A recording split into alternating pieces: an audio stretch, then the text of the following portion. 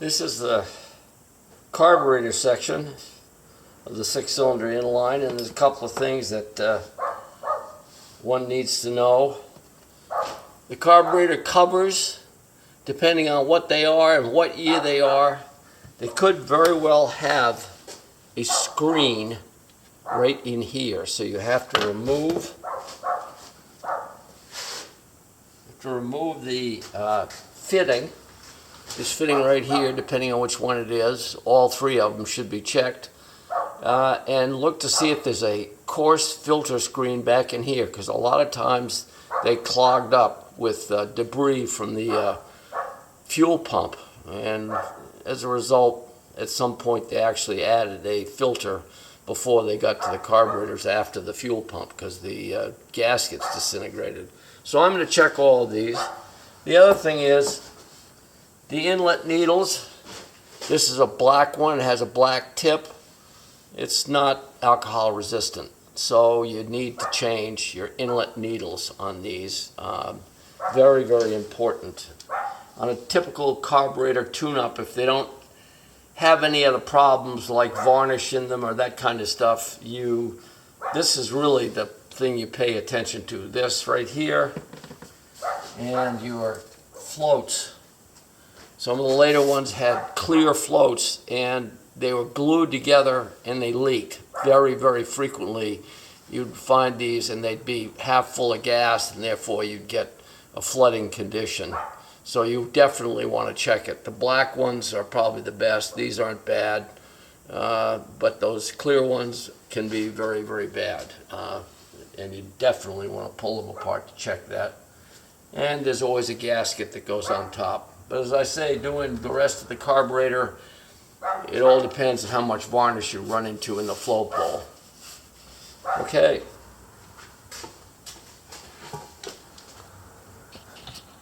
Okay, I'm changing the inlet needle, because these are not good. And I'm taking a pair of pliers and forcing the pin out. Sometimes they don't come out. You have to whack one of them out with a drift. It's a short one.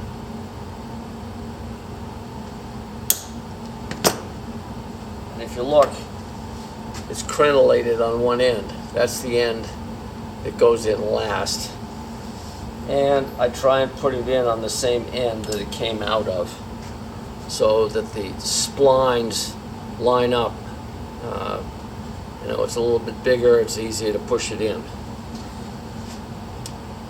So again, look, take one end of the good needle nose pliers, and you put one end in the back side, and you take the other end and you push the pin out like that.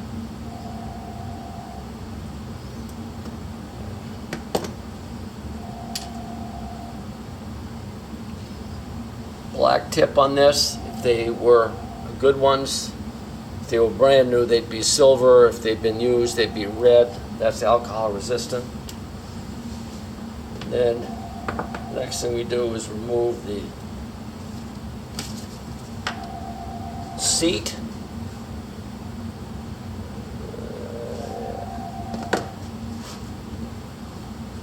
Right here, with the appropriate size socket. And if you're lucky, you can pull them out. I usually have to put them in the vise.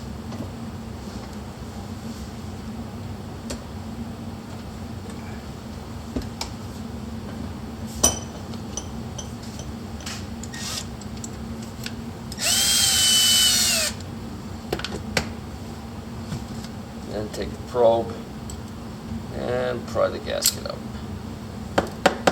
Got lucky on that one as well. Good deal. All right. There are two different threads on these. Some of the earlier, smaller engines had finer threads. You want to make very sure you've got the right seats, needles and seats. Okay. So I've got a new gasket right here, copper gasket. I've taken out the old one. put the new one in, and then I make sure that it's sitting all the way down the bottom, because they do like to get caught sideways, like that one just did. And then you fold them up and they're no good, and you've ruined your seat. You got to buy a new set. So take your time, do them carefully, and it should be good.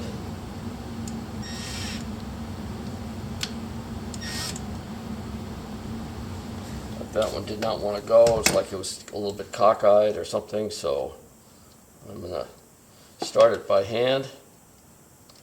Make sure that I've got it going down the threads correctly. Usually that's not a problem, but this time it turned out to be a bit of one. So there we go. Okay.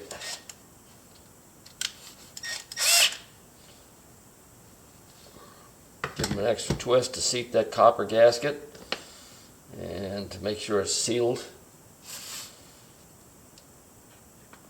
Put in the new inlet needle, which I don't know what I've done with. There it is. It's a silver tip. It's brand new. Goes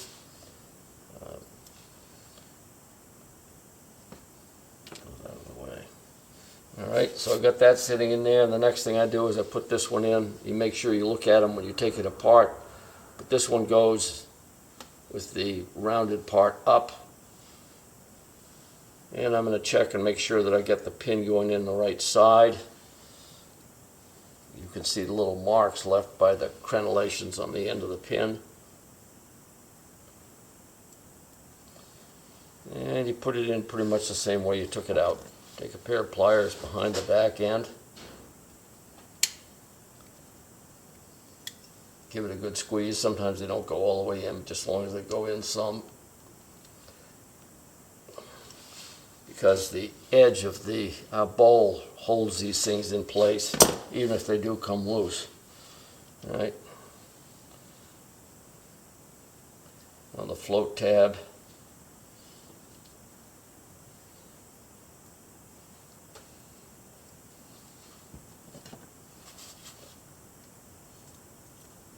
And is it in?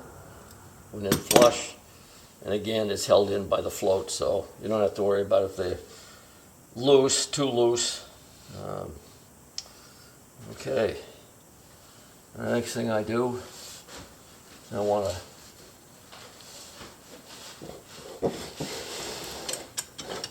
I don't know if you can see it. You want to drop this float into the barrel.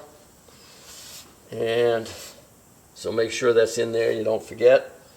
And then I want to make sure that this thing is level. This one is too high. Doesn't look too bad, but it's a little too high. And stick your pliers in and bend it, the lower piece, and you should be able to look right along the top and nothing protrudes. So that's where we're at. A little bit unhappy, there's a little bit too low. So I'm going to try and raise it up a little bit. See, that's perfect right now. All right.